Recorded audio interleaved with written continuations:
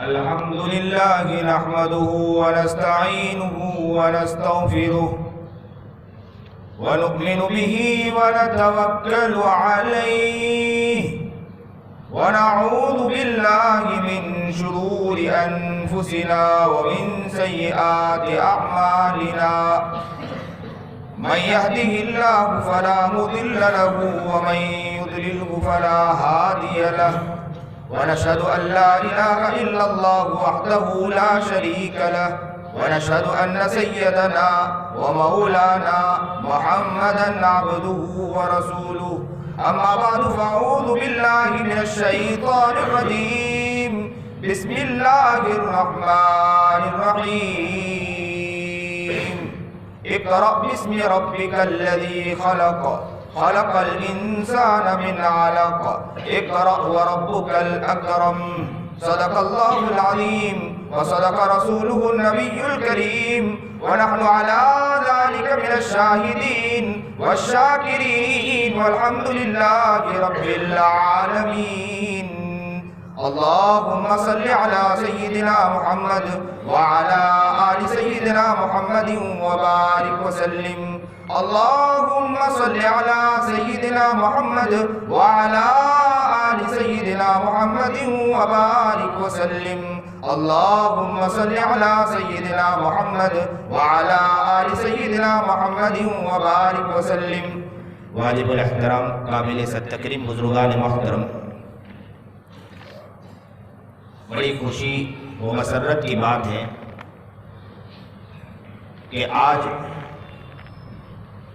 ہمارے درمیان قرآن کریم مکمل ہوا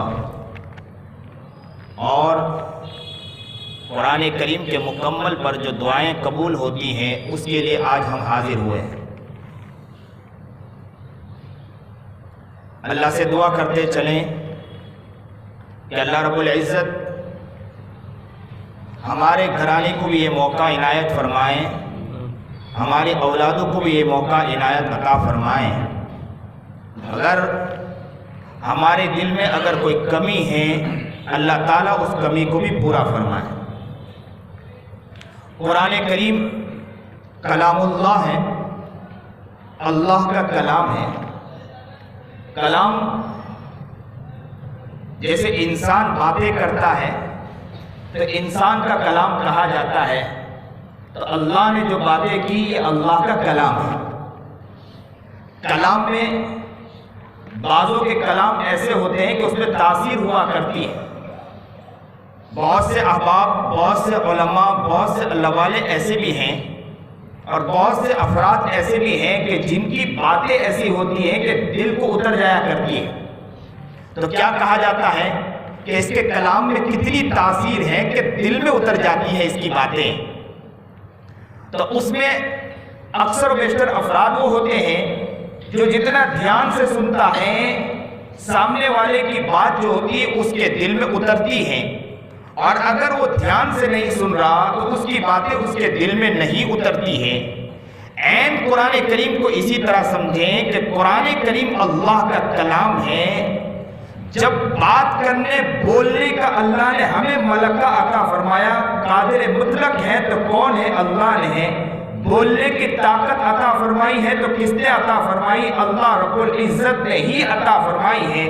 ہم اتنا پیارا بولتے ہیں، یہ بولنے کی صلاحیت اللہ رب العزت نے عطا فرمائی۔ دنیا میں جتنے لوگ ہیں جن کے بول میں جو جادو ہوا کرتی ہے، ہم کہتے ہیں کہ اس کا بول ایسا ہے کہ اس کے بول میں جادو ہے کہ دل کو فوراً اثر کر جاتا ہے۔ یہ بول کی جو تاثیر ہے، کلام کی جو تاثیر ہے، یہ تاثیر کس نے ڈالی ہے؟ اللہ ہی نے ڈالی ہے۔ بولنے کی صلاحیت کس نے دی ہے؟ اللہ ہی نے دی ہے۔ جب صلاحیت اللہ نے دی ہے تو اللہ کے کلام میں کتنی تاثیر ہوگی؟ اللہ کے کلام میں بہت تاثیر ہے، لیکن اب پڑھنے والے کا دیکھا جائے گا کہ پڑھنے والا کس طرح اسے لے رہا ہے، پڑھ کس طرح رہا ہے۔ اگر اس طرح پڑھیں جس طرح پڑھنا چاہیے، اگر اس انداز میں اگر پڑھتا ہے تو یاد رکھو کہ کلام پاک سے وہ تاثیر حاصل کرتا چلا جاتا ہے۔ آپ عین قرآن کریم کو پڑھو تو آپ کو ایسا لگے گا کہ اللہ رب العزت کو آپ دیکھ رہے ہیں۔ زیب النساء کر کے عالمگیر کی بیٹی ہے. شعر کا عجب ذوق تھا. شاعری کا ذوق اتنا زیادہ تھا کہ لوگ دور دور سے اس کے شعر کو سننے کے لیے آتے تھے. اور جب پتہ چلتا کہ بڑے بڑے شعراء موجود ہیں، ان شعراء کے اندر ان کا جب شعر پڑھا جاتا تھا تو لوگ عش عش کیا کرتے تھے شعر سن کر.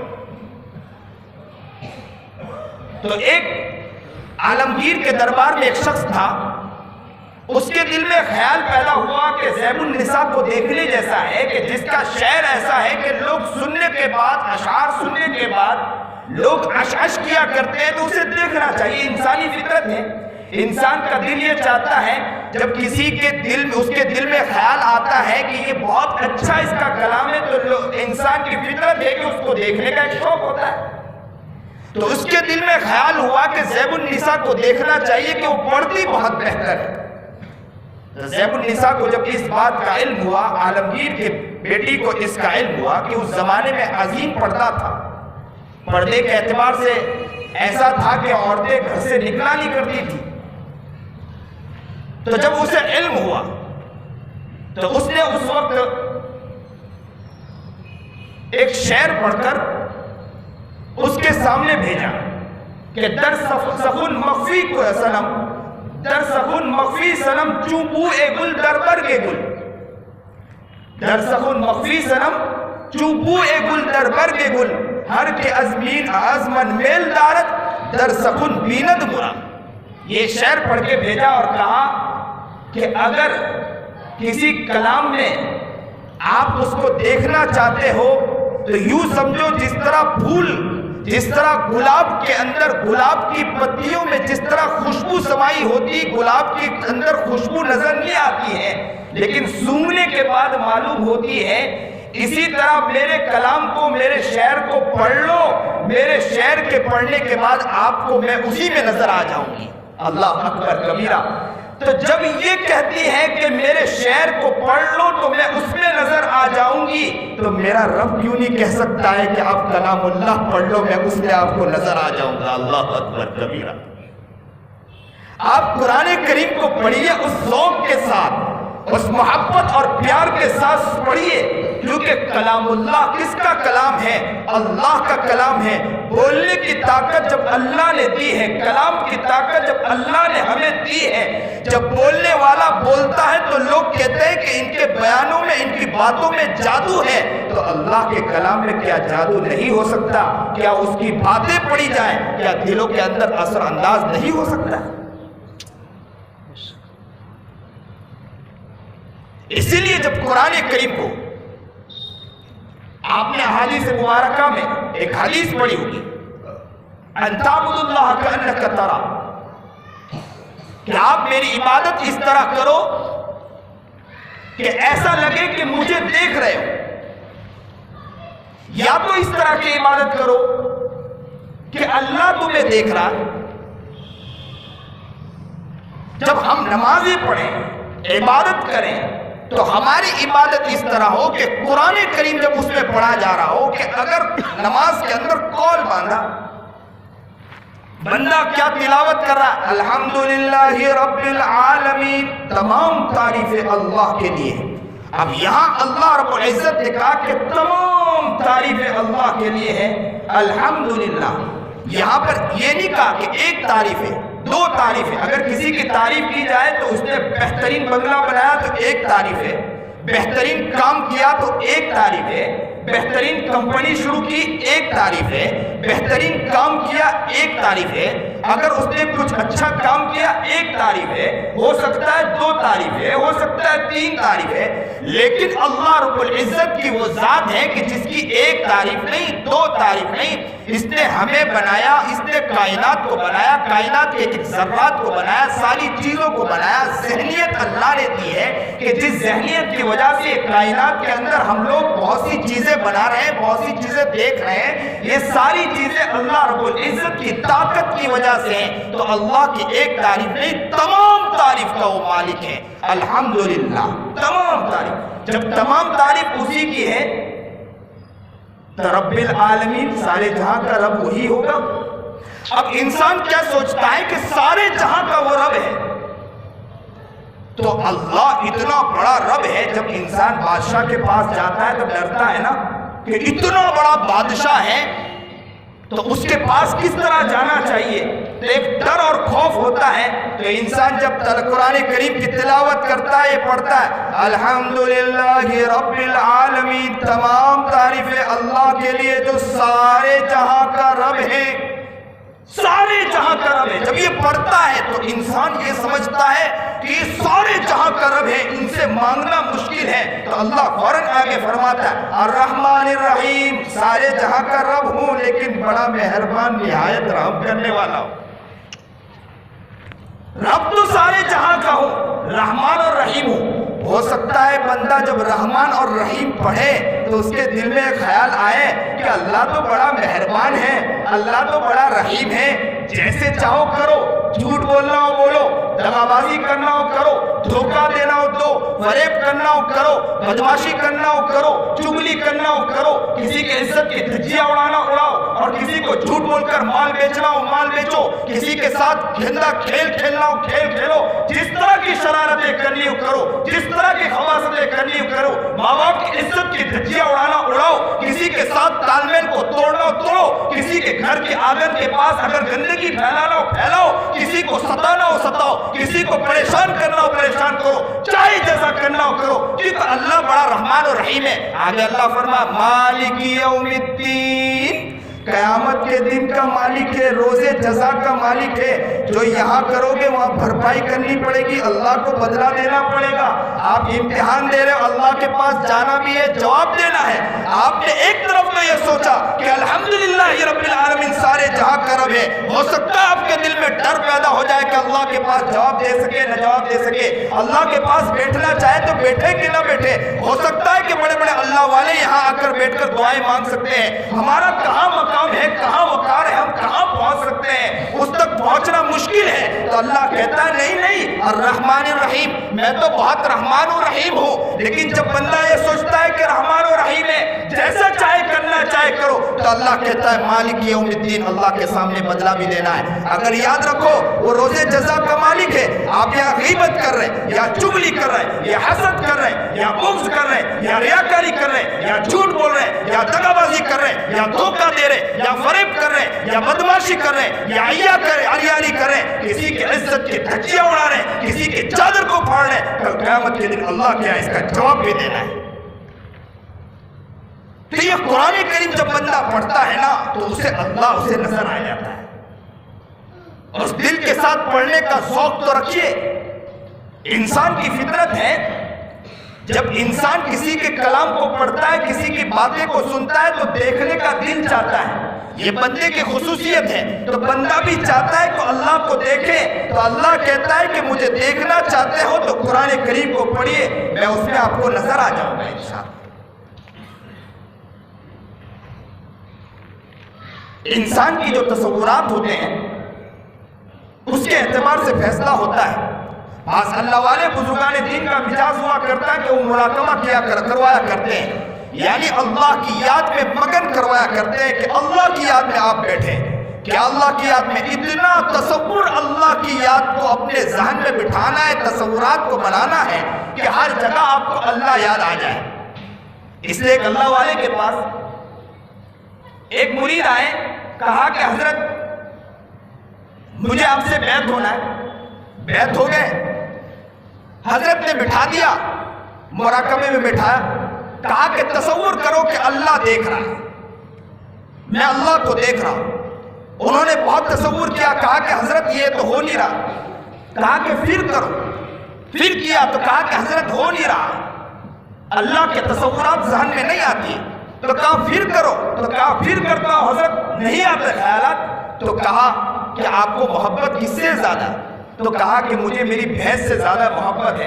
تو کہا کہ آئیے، ان کو ایک کمرے میں بٹھا دیا اور کہا کہ بھینس کی تصور اپنے دل میں بٹھانے کی کوشش کرو۔ تو کہا 40 دن ان کو بٹھایا گیا، 40 دن تک کے بھینس کے تصور میں بیٹھے۔ 40 دن کے بعد حضرت نے کہا کہ اب آپ کا مراقبہ پورا ہوا، باہر نکلیے۔ تو جیسے ہی باہر نکلنے جا رہے تھے وہ شخص رک گیا۔ حضرت نے کہا کیوں رک گئے ہو؟ تو کہا بھینس سامنے کھڑی ہے. اتنے تصورات اس کے دل میں بیٹھ چکی تھی کہ سامنے بھینس نظر آنے لگا، جبکہ بھینس سامنے نہیں تھی. تو کہا کہ بھینس، کہا کہ کہاں بھینس ہے؟ تو کہا حضرت یہاں کھڑی ہے بھینس. تو کہا کہ 40 دن تصورات جب بٹھایا تو اس کے دماغ میں بھینس نظر آنے لگی. تب انسان جب تصورات اللہ کے تصور میں جب بیٹھنے لگتا ہے، اللہ کی یاد میں جب مگن ہونے لگتا ہے، جب قرآن کریم کو اس تصورات کے ساتھ پڑھتا ہے کہ میرے پیارے رب کا کلام ہے، میرے اللہ کا کلام ہے، میں میرے اللہ کے کلام کو پڑھ رہا ہوں، میرے محبوب کے کلام کو پڑھ رہا ہوں، میرے محبوب کے بول ہیں، میرے محبوب کے کلام ہے، میں اس کو اس محبت کے ساتھ پڑھتا ہوں. یاد رکھو وہ اس طرح بن جاتا ہے کہ ایک وقت ایسا آتا ہے کہ ان تصورات کی وجہ سے اللہ اسے ہر جگہ نظر آتا ہے. شجر کو دیکھو تو اللہ نظر آتا ہے، چرند کو دیکھو تو اللہ نظر آتا ہے، ساری کائنات کی ایک ایک چیز کو دیکھو اللہ نظر آتا ہے. زمین پر چلتا اللہ نظر آتا ہے، کائنات میں گھومتا اللہ نظر آتا ہے، آسمان پر نگاہ اٹھتی اللہ نظر آتا ہے، کائنات کی ایک ایک چیزوں کو دیکھتا اللہ نظر آتا ہے. اس کی ذہنیت ایسی بن جاتی، تصورات ایسے بن جاتے ہیں، ہر کام میں اسے اللہ نظر آنے لگتا ہے. جب ایسا ذہن بن جائے تو انسان کے سامنے اگر کوئی کام ہو، تجارت کے اندر اگر کوئی معاملہ آ جائے تو انسان کو کیا اللہ نظر نہیں آئے گا؟ اس لیے کتنے لوگ وہ بھی ملتے ہیں کہ حضرت میرا دل چاہتا تھا کہ جھوٹ بول کر مال بیچوں بہت منافع ہوگا، لیکن حضرت میں نے اس لیے نہیں بیچا کہ مسئلہ یہ تھا کہ مجھے اللہ کا خیال آ گیا. یہ اللہ کا خیال آ جانا پتہ یہ چلتا ہے کہ اللہ اس کے ذہن میں، اس کے تصورات میں بیٹھ چکا ہے. تو یہ قرآن کریم اللہ کا کلام ہے. کلام کو اسی محبت اور پیار کے ساتھ پڑھیں، اور اللہ نے اسے بہت محفوظ کیا ہے. ساری کتابوں کے اندر رد و بدلی ہو چکی ہے. اسی لیے امام مفتی شفیع صاحب رحمۃ اللہ علیہ نے معارف القرآن میں ایک واقعہ نقل کیا ہے. امام قرطبی رحمۃ اللہ علیہ نے روایت کے ساتھ، تواتر کے ساتھ اسے نقل کیا واقعے کو. کہا کہ امیر المومنین مامون کے پاس یہ مجاز تھا کہ اس کے دربار میں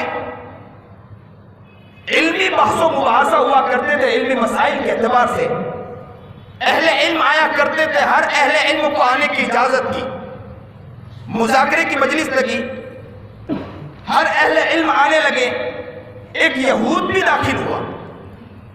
جب وہ یہودی داخل ہوا دربار کے اندر، اس نے جب اس کے لباس سے تو بہتر لگا انسان، لیکن جب اس نے باتیں شروع کی، اتنی جامع اور مالے باتیں کی کہ لوگ دنگ رہ گئے. مجلس ختم ہوئی، امیر المومنین مامون نے اسے قریب بلایا اور کہا کہ آپ اسرائیلی معلوم ہوتے ہو، یہودی معلوم ہوتے ہو؟ کہا ہاں میں یہودی ہوں. تو کہا کہ اگر تو مسلمان ہو جائے تو میں تیرے ساتھ بہت اچھا برتاؤ کروں گا، تیرا بہت خیال رکھوں گا. تو اس شخص نے کہا کہ میں آبا و اجداد کے دین کو نہیں چھوڑ سکتا، اور چلا گیا کہہ کر. لیکن کچھ وقت کے بعد سال گزرا، پھر علمی مذاکرہ ہوا. ہر اہل علم جب وہاں پہنچے تو وہاں دیکھا کہ وہ یہودی دوبارہ وہاں پہنچا، اور اس نے فقاہت کے اعتبار سے، علمی مسائل کے اعتبار سے زبردست نکات پیش کیے. ایسے ایسے مسائل پیش کیے کہ مسائل پیش کرنے کے بعد لوگ دنگ رہ گئے کہ فقہی بحث و مباحثہ اس انداز میں کرنے والا شخص. امیر المومنین مامون پہچان گئے کہ وہی شخص ہے. مجلس ختم ہوئی، دوبارہ بلایا. کہا لگتا ہے کہ آپ مسلمان ہو چکے ہو؟ تو کہا حضرت ہاں مسلمان ہو چکا ہوں. بولے کیوں مسلمان ہوئے؟ جب میں پہلے کہا تھا مسلمان نہیں ہوئے، اب مسلمان ہو گئے. تو کہا کہ بات دراصل یہ ہے کہ میں ایک مرتبہ بیٹھا تھا، میرے دل میں خیال ہوا کہ ہر کتابوں، ہر دھرم کے اندر جو کتابیں، ہر مذہب، ہر مسلک کے اندر جو ہر مذہب میں جو کتابیں ہیں اس کے بارے میں جانچ پڑتال کروں. تو میں جب جانچ پڑتال کرنے کے لیے بیٹھا، میں بہترین کاتب ہوں، کتابت کرتا ہوں کہ لکھتا ہوں، اور جو میں کتابت کرتا ہوں اسے میں بیچتا ہوں مارکیٹ کے اندر، اس سے مجھے بھاری منافع ملتا ہے، بہتر منافع ملتا ہے. تو میں نے ارادہ یہ کیا کہ تورات کے کچھ نسخے لکھے میں نے، لیکن تورات کے نسخے لکھنے میں میں نے یہ کوشش کی کہ اس میں کچھ اپنی طرف سے کچھ بڑھایا. کچھ تو تورات میں جو تھا وہ لکھا، اور کچھ میں نے اپنی طرف سے بڑھایا. اور بڑھانے کے بعد اس کو میں یہودی کی جو جو جگہ تھی کلیسا، وہاں گیا میں کہ جا کر وہاں بیچوں۔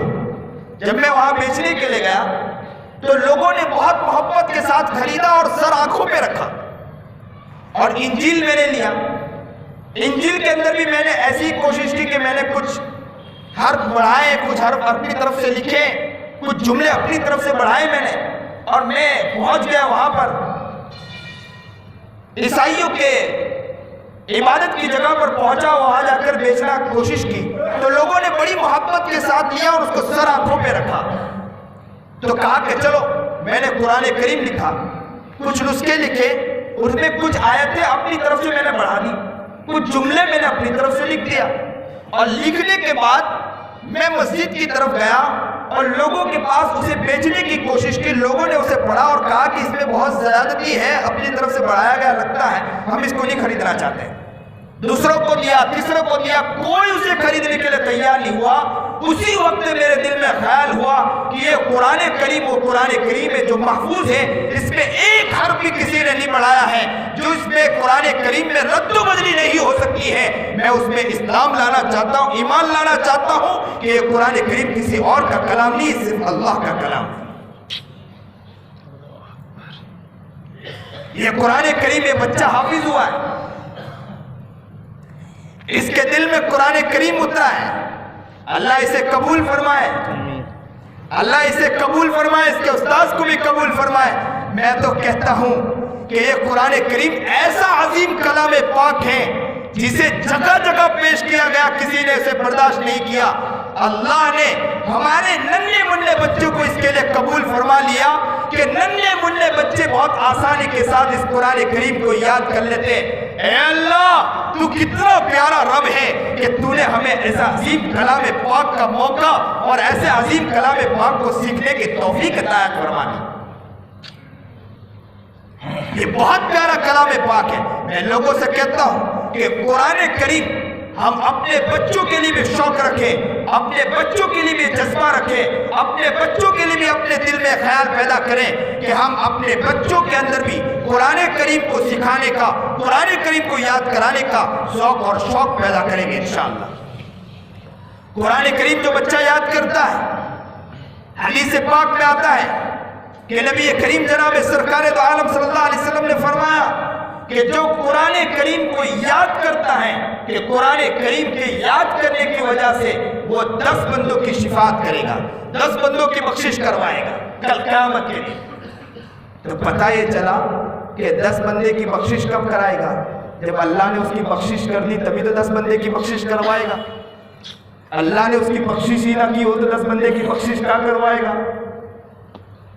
یہ مولانا حسین احمد مدنی نے اپنی کتاب میں لکھا ہے کہ یہ اللہ جب اس بندے کی مغفرت کرے گا، اس بچے کی مغفرت کرے گا کیونکہ اس نے قرآن کریم کو یاد کیا ہے، تو بخشش اسی وقت وہ 10 بندے کی کر سکتا ہے، کہ اس لیے کہ اللہ رب العزت نے پہلے اس کی بخشش کر دی ہے۔ اگر گھر میں 5 بندہ ہے، 5 بچے ہیں، باپ نے 5 بچوں کو پڑھایا تو کتنے بندوں کی بخشش کروائے گا؟ 50 بندوں کی بخشش کروائے گا۔ اپنے رشتہ داروں میں دھونے گا، اپنی ماں کو دھونے گا۔ کل قیامت کے دن وہاں میدان لگا ہوگا، بچہ تلاش کر رہا ہوگا، پوچھا جائے گا کیا کر رہے ہو، کیا ڈھونڈ رہے ہو؟ میں اپنے امی کو ڈھونڈ رہا ہوں، میں اپنے ابو کو ڈھونڈ رہا ہوں، اور وہ ہو سکتا ہے امی ابو کو جہنم کی طرف لے جایا جا رہا ہوں، اور یہ بچہ تلاش کرتے کرتے کرتے کہے گا یہ میری ماں ہے، اسے نکالو، میں اسے جنت کی طرف لے جانا چاہتا ہوں، یہ میرا باپ ہے، اسے نکالو، میں اسے جنت کی طرف لے جانا چاہتا ہوں، یہ میرا رشتہ دار ہے، میرا ماما ہے، میرا چچا ہے، میرا بھائی ہے، میری بہن ہے، اسے نکالو، میں اسے جنت کی طرف لے جاتا ہوں۔ یہ بچہ 10 بندوں کی، اور اگر 5 گھر میں ہیں تو 50 آدمیوں کی بخشش کا سبب بنے گا۔ ہم تو سنتے رہتے ہیں کہ باپ کی تاج پوشی کروائے گا۔ یہاں تو مقام ہے کہ جو بچہ حافظ ہوتا ہے لوگ اس کا ادب و احترام کرتے ہیں، ان کے باپ کا ادب و احترام کرتے ہیں۔ آج یہاں بیٹھے ہیں، میں آج کہوں گا کہ جہاں ہماری یہاں دعا ہے وہاں ساتھ ساتھ میں آج رات کو اٹھ کر بھی اللہ سے دعا کرنا کہ اللہ آج قرآن کریم کو میرے بچے کو مکمل کرایا ہے، اور بچہ بھی ساتھ میں دعا کرے کہ اللہ تو نے مجھے قرآن کریم کے سیکھنے کی توفیق عطا فرمائی ہے، مجھے قبول فرمایا ہے۔ کتنے میرے دوست احباب، میرے ساتھی ایسے ہی گھومتے رہیں، ایسے موقع پر اللہ مجھے تو نے یہ توفیق عطا فرمائی، یہ اللہ تیرا بہت بڑا احسان ہے، تیرا بہت بڑا کرم ہے، تو نے مجھے یہ توفیق عطا فرمائی ہے۔ اللہ مجھے اس کی خدمت کے لیے قبول فرما لینا، اس کی خدمت کے لیے قبول فرما لینا۔ قرآن کریم دنیا کے ایک کونے میں، چپے چپے میں، ایک کریے کریے میں گھوموں گا اس قرآن کریم کو لے کر، اور دنیا کے سامنے کھڑے ہو کر کہوں گا دنیا کی سپر پاور آ جائے، دنیا کی طاقت آ جائے، ان کی آنکھوں میں آنکھیں ڈال کر انشاءاللہ اس قرآن کریم کو انشاءاللہ سکھانے کی کوشش کروں گا انشاءاللہ۔ قرآن کریم اور کلام اللہ کو پیش کرنے کی کوشش کروں گا انشاءاللہ۔ یہ قرآن کریم بہت عظیم کلام پاک اللہ رب العزت نے ہمیں عطا فرمایا ہے، ہمیں اس کی قدر ہونا چاہیے۔ ہر باپ اپنے دل میں یہ نیت کرے کہ انشاءاللہ ہمارے گھر میں، ہم نیت کریں گے انشاءاللہ کہ ہمارے گھر میں ایک بچہ انشاءاللہ حافظ ہوگا، اور اگر ہمارے گھر میں بچہ نہیں ہے یا ہمارے گھر میں بچے بڑے ہو چکے ہیں تو آپ ان بچوں کو نصیحت کریں کہ انشاءاللہ آپ قرآن کریم کو حفظ کریں، اور اگر ہمارے گھر میں، ہمارے اڑوس پڑوس میں کوئی ہے، آپ ان کو جا کے نصیحت کریں کہ آپ نصیحت کریں۔ کیا نصیحت کریں؟ کہ آپ اپنے بچوں کو حافظ بنائیں، آپ اپنے بچوں کو قرآن کریم یاد کروائیں۔ آپ ان کو نصیحت کرو گے انشاءاللہ وہ بچہ حافظ ہوگا، تو ہو سکتا ہے کل قیامت کے دن وہ آپ کو یاد کرے گا، اللہ بھی یہ کہہ دے گا کہ اس بچے کا تو نے خیال رکھا تھا، جا تجھے جنت میں بھیجتا ہوں۔ ہمیں دل میں یہ وقت ہونی چاہیے، دل میں خیال ہونا چاہیے۔ انشاءاللہ یہ قرآن کریم حاصل کرنے کے اندر اکثر و بیشتر کے لوگوں کی ذہنیت کہ کیا قرآن کریم کو حاصل کرے گا، قرآن کریم کو پڑھے گا، امام بنے گا، اس کے علاوہ کیا کر سکتا ہے؟ امام وہ امام ہوا کرتا ہے، مؤذن وہ مؤذن ہوا کرتے ہیں۔ اگر یہ صحیح معنی میں ہاتھ کو اٹھا کر اللہ سے دعا کر لیں، میں کہتا ہوں کہ لوگوں کی کایا پلٹ سکتی ہے۔ آپ اسے کمزور نہ سمجھیں، اسے کمتر نہ سمجھیں، آپ اسے چھوٹا نہ سمجھیں۔ اللہ نے انہیں وہ مقام عطا فرمایا ہے، اللہ نے وہ مقام عطا فرمایا ہے۔ آسمان و زمین کے اندر لوگوں کا وہ مقام نہیں ہو سکتا ہے جو مقام انہیں عطا فرمایا ہے۔ حفظ قرآن کریم کرنے والوں کے بارے میں نبی کریم جناب سرکار دو عالم صلی اللہ علیہ وسلم غزوہ احد کے موقع پر جنازہ رکھا ہوا تھا، جنازہ جب رکھا ہوا تو اچانک کے نبی کریم جناب سرکار دو عالم صلی اللہ علیہ وسلم نے فرمایا کہ ان جنازے میں بتلاؤ کہ کون وہ شخص ہے جنہوں نے قرآن کریم کو مکمل کیا اور روزانہ قرآن کریم کثرت کے ساتھ پڑھتا ہو۔ تو اللہ کے رسول کو بتلایا گیا کہ یہ قرآن کریم کثرت کے ساتھ پڑھتے تھے، تو اللہ نے پہلے، اللہ کے رسول جناب سرکار دو عالم صلی اللہ علیہ وسلم نے پہلے انہیں دفن کرا۔ اس لیے کتابوں میں لکھا ہے کہ اگر بہت سی میتیں لکھی اور رکھی ہیں تو اس میں جو کثرت سے قرآن کریم پڑھتا ہو اسے پہلے دفن کیا جائے۔ قرآن کریم کا عظیم مقام ہے، قرآن کریم کو سمجھو، قرآن کریم پر محنت کرنے کی کوشش کرو، انشاءاللہ نیت کرو کہ ہم اپنے بچوں کو اس علم کو سکھانے کی کوشش کریں۔ دنیا کوششیں کر رہی ہے، دنیا کی محنت ہو رہی، کوشش ہو رہی۔ یہ جو ہے نا آزادی سے پہلے اس قرآن کریم کو مٹانے کی زبردست کوششیں ہوئی، یہاں پر یہ کوشش کی گئی کہ قرآن کریم کو نعوذ باللہ جلایا گیا، قرآن کریم کو پانی میں ڈالا گیا، یہ کوشش کی کہ قرآن کریم کو مٹایا جائے۔ لیکن اللہ کا شکر ہے کہ ہمارے ننھے منھے بچوں نے، چھوٹے چھوٹے بچوں کے دلوں میں قرآن کریم محفوظ تھا، ان قرآن کریم کو کون ختم کر سکتا ہے؟ آج تک یہ قرآن کریم محفوظ ہے۔ یہ قرآن کریم کو ہمیں اس محبت اور پیار کے ساتھ اپنی زندگی میں لانے کی کوشش کرنا چاہیے اور نیت کرنا چاہیے کہ انشاءاللہ ہم بھی قرآن کریم سیکھنے کی کوشش کریں گے، اپنے بچوں کو بھی قرآن کریم کو انشاءاللہ اگر حافظ نہیں تو حافظ بنائیں گے، تاکہ یہ ہمارے لیے مغفرت کا، ہمارے لیے وہاں جا کر بخشش کا سبب بنے۔ ہم اس کے لیے انشاءاللہ کوششیں کریں گے انشاءاللہ۔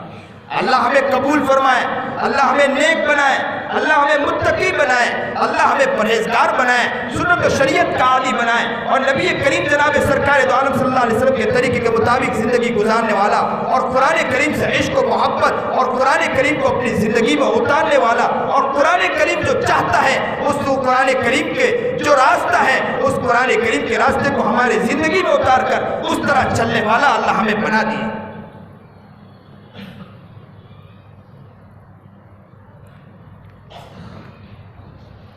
ایک واقعہ فروخ کا لکھا ہے کہ ایک شخص تھا، جوانی کا عالم تھا، اس کا نام فروخ تھا۔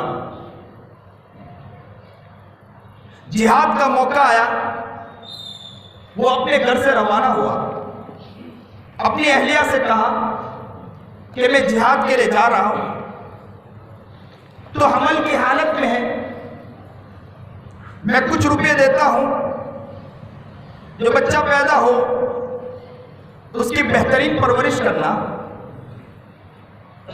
ہو سکتا ہے کہ جہاد کے موقع پر میں وہاں سے بچ کے آ جاؤں، نہ بھی بچ پاؤں۔ جب گھر سے نکل رہا تھا، اپنی بیوی سے آخری ملاقات کی، رونے لگا اور کہنے لگا کہ ہو سکتا ہے کہ دوبارہ ملاقات نہ ہو۔ جب گھر سے نکلا، بیوی نے بھی اسے سلام کیا، گھر سے روانہ کیا، اور شوہر بھی گھر سے نکل رہا تھا، آنکھوں سے آنسو بہہ رہے تھے، اور دل میں خیال تھا کہ میں لوٹ پاؤں، اپنی اہلیہ کو دوبارہ دیکھ پاؤں یا نہ دیکھ پاؤں۔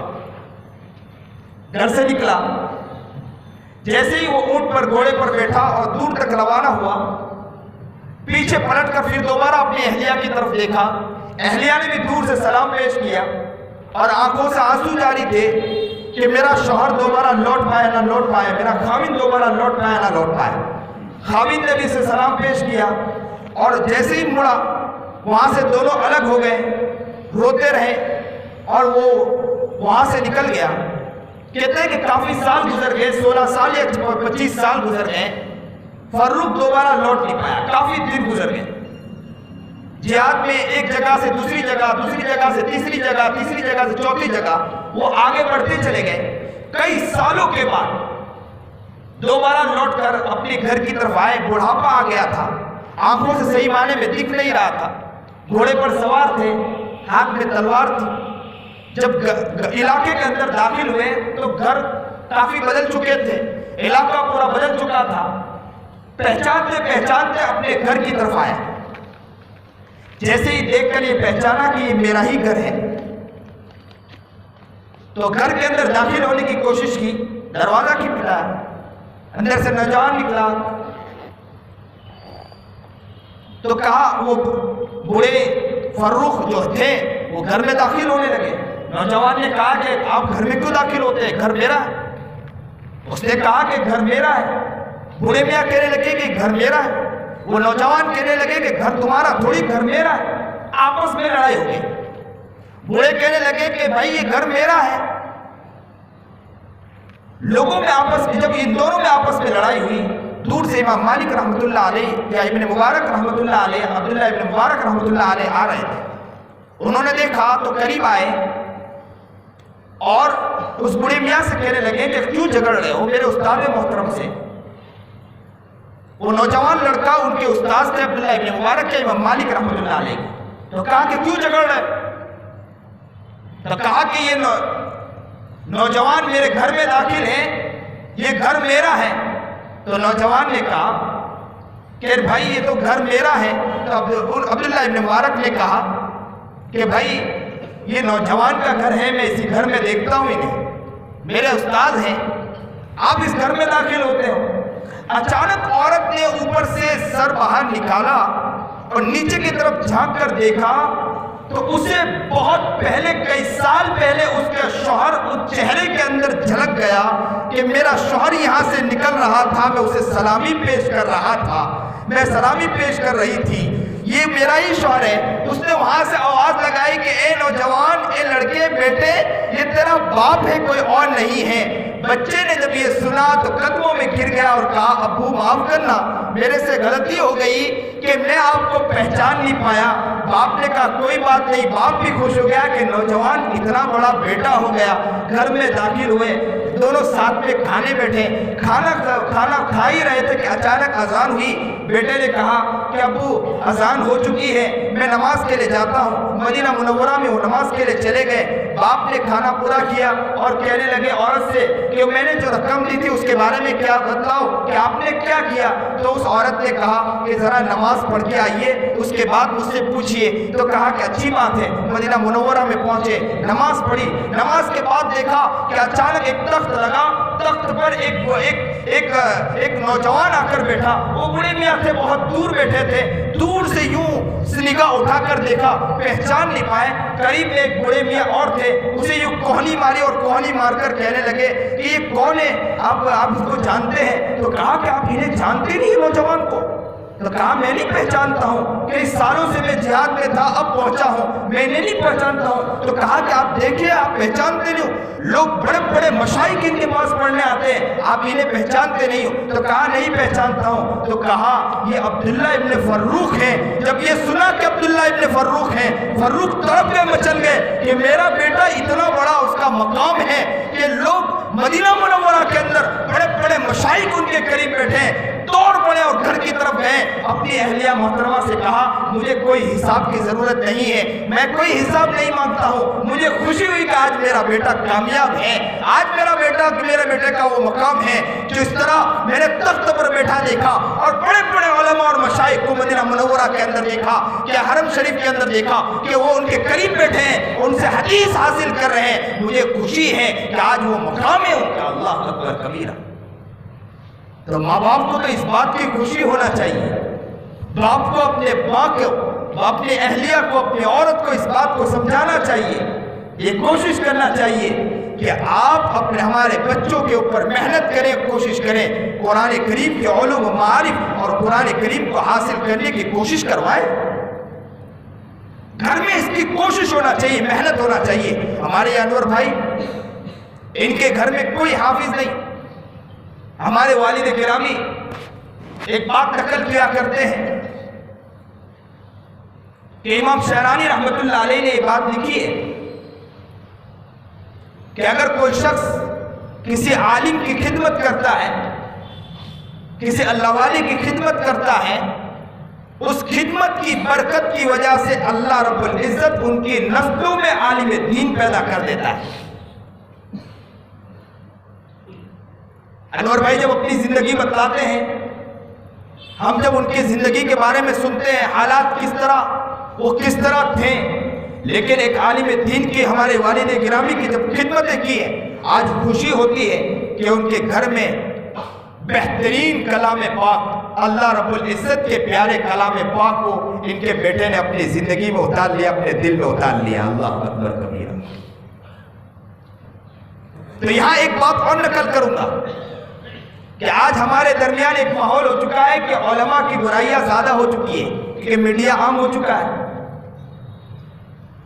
واٹس ایپ عام ہو چکا ہے، سوشل میڈیا کے ذریعے لوگ علماء کی کثرت سے برائیاں کر رہے ہیں، کثرت سے برائیاں ہو رہی ہیں، اور ہر آدمی عالم کے خلاف۔ میں اس لیے ایک بات کہا کرتا ہوں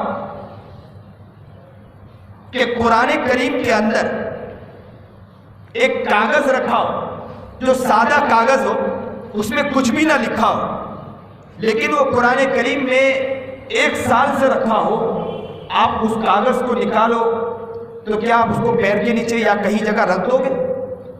دل میں کیا خیال آئے گا کہ یہ قرآن کریم میں کئی سالوں سے پڑھا ہوا تھا، یہ قرآن کریم میں کافی وقت سے پڑھا ہوا تھا، اس قرآن کریم میں پڑھے ہونے کی وجہ سے اس کا بھی ادب و احترام کرنا ہے، خیال رکھنا ہے۔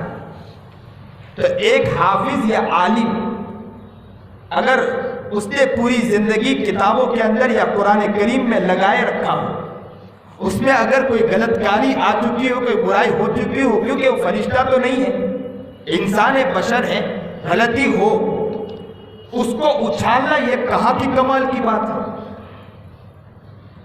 ہمیں تو اس کا ایسے ہی ادب و احترام کرنا چاہیے جس طرح قرآن کریم میں کورے کاغذ کا ادب و احترام کرنا ہے۔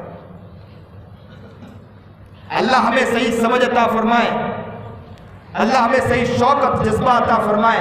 یہ جو بچہ حافظ ہوا ہے اللہ اسے بھی قبول فرمائے، ان کے استاذ کو بھی قبول فرمائے، ان کے باپ نے جو محنتیں کی اور کوشش کی، اپنے بچے کو جو شوق دلایا، جذبہ دلایا کہ بیٹا جلد سے جلد حافظ ہو، بیٹا قرآن کریم کو حاصل کر لے، اللہ انہیں بھی قبول فرمائے۔ ان کے پیچھے جن لوگوں نے بھی محنت کی ہے اللہ سب کو قبول فرمائے، سب کو اللہ تعالیٰ برکتیں عطا فرمائے۔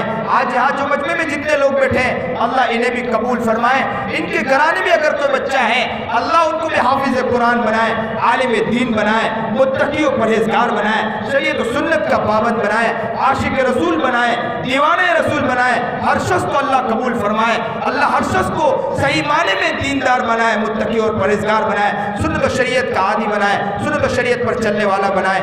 جو بات کہی گئی سنی گئی اللہ اس پر عمل کرنے کی توفیق عطا فرمائے۔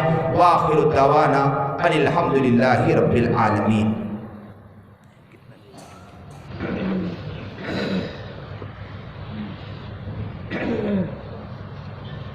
اپنی آنکھوں کو بند کر لیں، دل کی طرف متوجہ ہو جائیں اور تھوڑی دیر کے لیے غور و فکر کریں کہ ہم کتنے بڑے گنہگار ہیں اور پاپی اور مجرم ہیں۔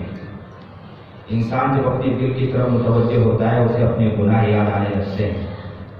خود دل کی طرف متوجہ ہو کر ذرا سوچئے کہ دل کتنا گندا ہو چکا ہے، کتنا گندا ہو چکا ہے، اس دل میں کتنے گناہ ہیں۔ مندر میں تو ایک مورتی ہے، ہمارے دلوں میں ہزاروں مورتیاں پڑی ہیں۔ اتنے گنہگار، اتنا گناہ، اتنے گناہ اس دل میں بسا ہے، اتنا گناہ اس دل میں بسا ہے۔ جس کٹورے میں اگر گندگی ہو اسی میں ہم جب دودھ دینا چاہے تو دودھ دینا بھی ہم پسند نہیں کرتے ہیں۔ اسی دل کے اندر اتنی گندگیاں اور اسی گندگی کے اندر ہم اللہ کو بھی شامل کرنا چاہتے ہیں۔ یہ کتنا بڑے ہم پاپی اور مجرم ہیں۔ دل کی طرف متوجہ ہوئیے، ہمیں صحیح معنی میں نظر آئے گا کہ کتنا دل گندا ہے۔ ہم نے لوگوں کی غیبت کی ہے، ہم نے لوگوں کی چغلیاں کی ہے، ہم نے جھوٹ بولا ہے، ہم نے جھوٹ بول کر مال بیچا ہے، اپنے ماں باپ کی عزت کی دھجیاں اڑائی ہے، اپنے گھر بار کو ہم نے اسی طرح کھیل رچایا ہے۔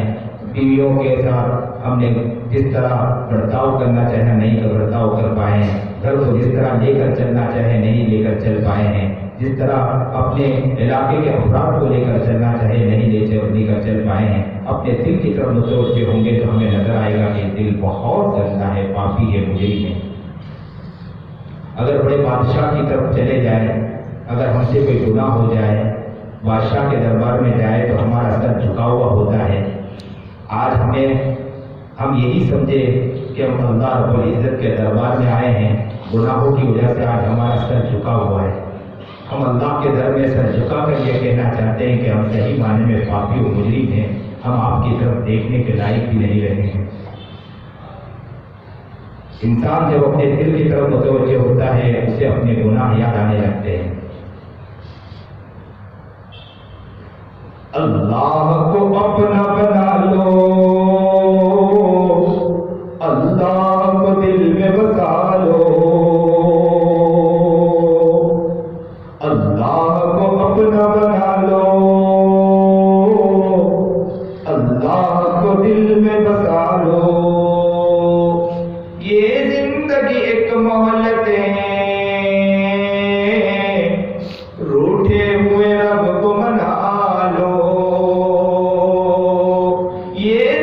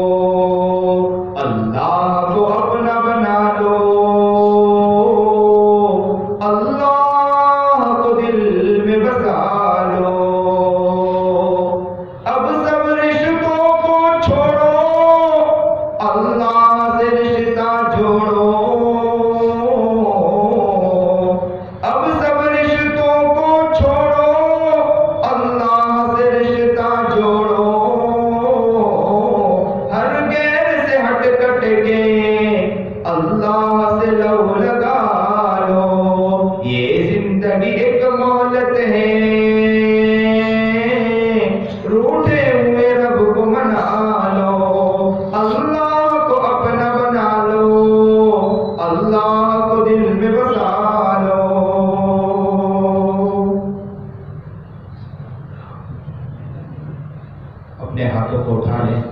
آج اللہ کے سامنے اگر رونا نہ آئے تو رونے والی آواز بنا لیں. اللہ کو آج منا لیں. اللہ سے کہہ دیں کہ آج آپ کا بندہ آپ کو منانے آیا ہے. سچے پکے دل سے اللہ کے سامنے رو رو کر کے اللہ کے اللہ سے مانگنا ہے. سبحان ربی العلی الاعلی الوہاب الحمدللہ رب العالمین. اللہم صلی علی سیدنا محمد وعلی آل سیدنا محمد وبارک وسلم. لا الہ الا انت سبحانک انی کنت من الظالمین. اللہم انک ملیک مقتدر ما تشاء من امری یکون. اللہم ربنا ظلمنا انفسنا وإن لم تغفر لنا وترحمنا لنكونن من الخاسرين. اللهم رب ارحمهما كما ربياني صغيرا. اللهم رب ارحمهما كما ربياني صغيرا. اللهم إنا نسألك علما نافعا وعملا صالحا ورزقا واسعا. اللهم إنا نعوذ بك من علم لا ينفع. اللهم إنا نعوذ بك من علم لا ينفع. اللهم إنا نعوذ بك من علم لا ينفع. اللهم إنا نعوذ بك من علم لا ينفع. اللهم رب ارحمهما كما ربياني صغيرا. پیارے اللہ، ہم بڑے گنہگار ہیں، بڑے خطاوار ہیں. کہاں جائے، کدھر جائے، کس سے مانگے، کون ہمارا ہے؟ اے اللہ، اے اللہ، اے اللہ، اے اللہ.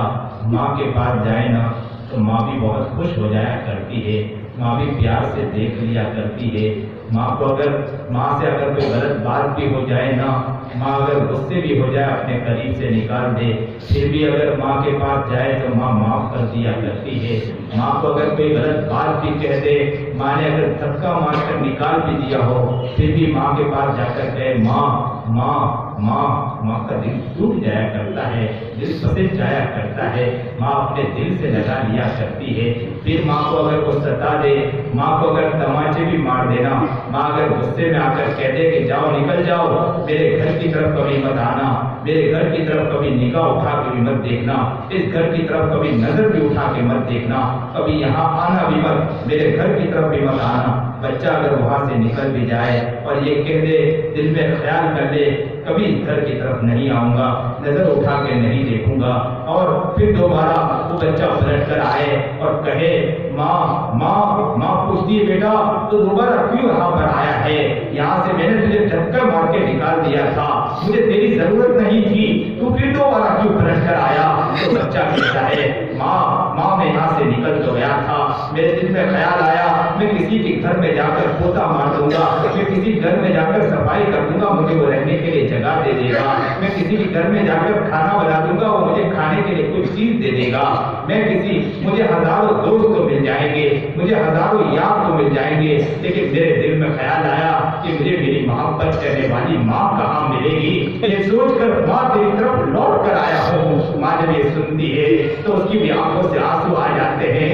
ماں تڑپ جاتی، مچل جاتی ہے، اپنے باہیں پھیلا دیتی ہے اور کہتی بیٹا بیٹا جب تیرے دل میں خیال ہے تو آجا آجا، میں تجھے اپنے سینے سے لگاؤں گی، تجھے میں جو محبت دوں گی تو تجھے محبت کہیں نہیں ملے گی، آجا میں تجھے اپنے سینے سے لگا لی ہوں. اے اللہ، ہم بھی بہت دور آپ سے جا چکے تھے، ہم نے سوچا تھا کہ کاروبار کر لیں گے کچھ فائدہ ہو جائے گا، ہم نے سوچے تھے کہ تجارت کر لیں گے کچھ نہ کچھ مل جائے گا، لیکن آپ کی طرف خیال نہیں گیا.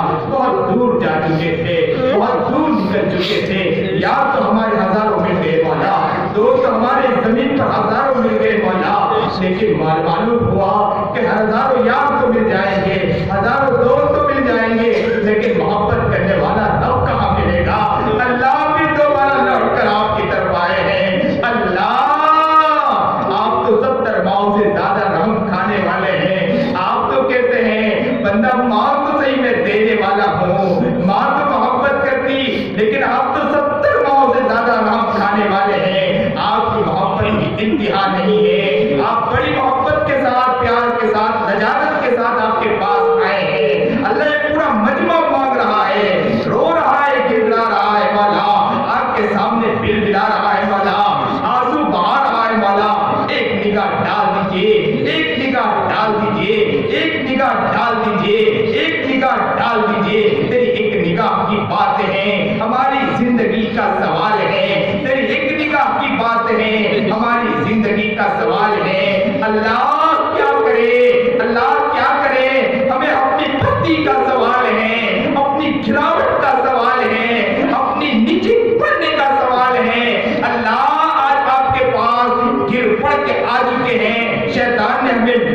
دیا, شیطان نے ہمیں کھسوٹ لیا, ہر جگہ پہ ہمیں لوٹ مار کے رکھ دیا اللہ, کسی جگہ کا کہیں کا نہیں رکھا مولا. اللہ لٹ گئے پٹ گئے, آج آپ کے پاس آئے ہیں, اللہ ہمیں قبول فرما لیجیے, اللہ ہمیں قبول فرما لیجیے, اللہ ہمارے گناہوں کو معاف فرما لیجیے, ہمارے خطاؤں کو معاف فرما لیجیے, ہماری غلطیوں کو معاف فرما لیجیے. اللہ ہم تو اعمال کرتے ہیں مولا, ہم تو تسبیحات پڑھتے ہیں مولا, ہم کچھ نمازیں پڑھتے ہیں مولا, وہ نمازیں بھی صحیح نہیں ہو پاتی مولا, معمولات بھی صحیح نہیں ہو پاتے مولا, قرآن کریم پڑھتے جس طرح پڑھنا چاہیے اس طرح پڑھ نہیں پاتے مولا, تلاوت جس طرح کرنی چاہیے تلاوت کر نہیں پاتے مولا. اے رب کریم, اے رب کریم, ایک اندھا فقیر گھر میں بیٹھا تھا کہ عورت نے کہا کہ کھانا پیٹ میں نہیں گیا, کئی دن گزر گئے کہ کھانا پیٹ میں نہیں ہے, جاؤ کچھ تو لے کر آؤ. بچے رو رہے ہیں, بچے کہنے لگے ابو کچھ تو کھانا لے کر آؤ. فقیر بیچارہ لاٹھی اٹھاتا ہے, کاشا لیتا ہے, دکھتا نہیں تھا, صبح سے نکل گیا مانگنے کے لیے, مانگتے مانگتے رات ہو جاتی ہے. لوگوں نے اسے کچھ روپے دیے تھے, خوشی خوشی فقیر کا ہوٹل والے کے پاس جاتا ہے, ہوٹل والے سے کہتا ہے بابا بابا گھر میں کھانے کے لیے کچھ نہیں ہے, بچے رو رہے ہیں, کئی دن گزر گئے, بیوی تڑپ رہی ہے, کچھ کھانے کے لیے دے دو. ہوٹل والے نے جب دیکھا کہ وہ سارے روپے کھوٹے تھے, لوگوں نے اسے دھوکہ دیا تھا, کھوٹے روپے اس کے اندر ڈال دیے تھے, اس لیے کہ اسے دکھتا نہیں تھا, لوگوں نے اسے دھوکہ دے دیا تھا. اسے ہوٹل والے کے دل میں خیال آیا کہ اگر میں بھی اس کو دھتکار دوں تو اس کا دل ٹوٹ جائے گا. صبح سے لے کر میں نے اپنے بچوں کے لیے مانگا تھا, صبح سے نکل کر میں نے اپنی بیوی کے لیے مانگا تھا, لیکن لوگوں نے مجھے دھوکہ دیا. ہوٹل والے کے دل میں خیال آیا کہ میں بھی اس کو دھتکار دوں گا تو اس کا دل ٹوٹ جائے گا, اس کا دل پھسل جائے گا. فوراً اس ہوٹل والے نے کہا بابا جتنا کھانا ہو کھا لو اور جتنا لے جانا ہو لے جاؤ, جتنا بھی لے جانا ہو لے جا سکتے ہو. ہوٹل والا جب وہ لفظ کہا تو فقیر کے دل میں خوشی ہوئی, کھا کر جلدی جلدی گھر لے گیا. اللہ اللہ اللہ اللہ, ہم نے بھی اعمال کیے تھے, ہم بھی فقیر کی طرح اندھے فقیر کی طرح نکل گئے تھے, نماز پڑھی مولا, شیطان نے کھوٹا کر دیا, معمولات کیے مولا, شیطان نے کھوٹے کر دیے مولا, تسبیح پڑھی مولا, شیطان نے کھوٹا کر دیا مولا, ہر چیز ہماری کھوٹی ہو چکی مولا, جھولی میں لے کر آئے ہیں مولا. مولا ہوٹل والے کے دل میں رحم ڈالنے والی ذات تو آپ ہی کی ہے مولا, آپ ہی نے اس کے دل میں رحم ڈالا تھا مولا, آپ تو اس سے کئی گنا درجہ رحم کھانے والے مولا. اللہ اللہ اللہ, جو بھی اعمال لے کر آیا اللہ اسے قبول فرمانے والا, آگے کی زندگی وہ زندگی بنا دے مولا کہ ہمارے اعمال صحیح ہو مولا, ہماری زندگی صحیح ہو مولا, ہماری تلاوت صحیح ہو مولا, ہمارے نمازیں صحیح ہو مولا, ہماری تسبیحات صحیح ہو مولا, زندگی بہتر زندگی بن جائے, نبی کے عاشق بن جائے, نبی کے غلام بن جائے, نبی کے دیوانے بن جائے, نبی کے مستانے بن جائے, نبی کے شریعت و سنت پر چلنے والے بن جائے, نبی کے عاشق و مجنون بن جائے. اللہ ہمیں ایسا بنا دیجئے, اللہ ہمیں قبول فرما لیجئے, اللہ ہمیں قبول فرما لیجئے, اللہ ہم سے راضی ہو جاؤ, پیارا اللہ ہم سے خوش ہو جائیے, اللہ ہمیں اپنی محبت اور پیار عطا فرما دیجئے. اللہ یہ بچہ جو حافظ ہوا ہے اللہ اسے قبول فرما لیجئے مولا, اسے قبول فرما لیجئے مولا, اسے قرآن کریم کو پختہ کروا دیجئے مولا, اسے قرآن کریم کو ایسا کر دیجئے مولا کہ لوگوں کے سامنے فخر کا سبب بن جائے مولا, لوگوں کے سامنے پیش کرنے والا بن جائے مولا. بڑے سے بڑے اللہ, یا اللہ بڑی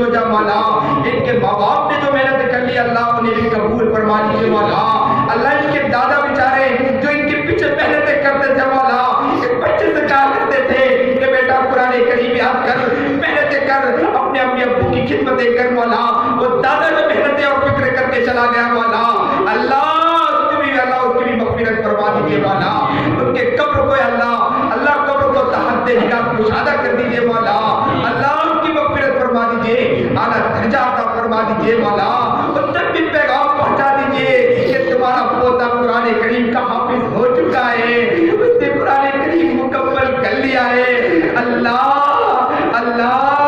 ان کی مغفرت فرما دیجیے مولا اللہ ان کی مغفرت فرما دیجیے مولا اللہ ہم سب کو قبول فرما لیجیے مولا ہم سب کو قبول فرما لیجیے مولا عاشق قرآن بنا دیجیے دیوانہ اللہ قرآن کریم کا دیوانہ اور مستانہ بنا دیجیے محبت کے ساتھ پڑھنے کی توفیق عطا فرما دیجیے جو مانگا نہ مانگا مانگنے سے قبول فرما دیجیے اللہ جو مجمع حدیث میں مجمع بیٹھا ہے جن کے جو خیالات اللہ ان کے دل میں اگر یہ خیال ہے اللہ وہ اگر چاہتے ہیں کہ میں یہ دعا کرواؤں یا یہ میرے دل میں خیال ہے کہ حضرت میرے لیے دعا کر دیں اللہ ان کے دلوں میں جو بھی خیالات ہیں اللہ تعالیٰ اللہ انہیں قبول فرما لیجیے اللہ ان کو قبول فرما لیجیے جو لوگ کاروبار کے اعتبار سے پریشانی کو دور فرما تجارت کے اعتبار سے پریشانی کو دور فرما قرض کے اعتبار سے پریشان قرض کے خزانہ غیب سے پورا فرما دیجیے جیل میں قید پر رہائی کی آسان شکلیں پیدا فرما دیجیے مانگا نہ مانگا مانگنے سے قبول فرما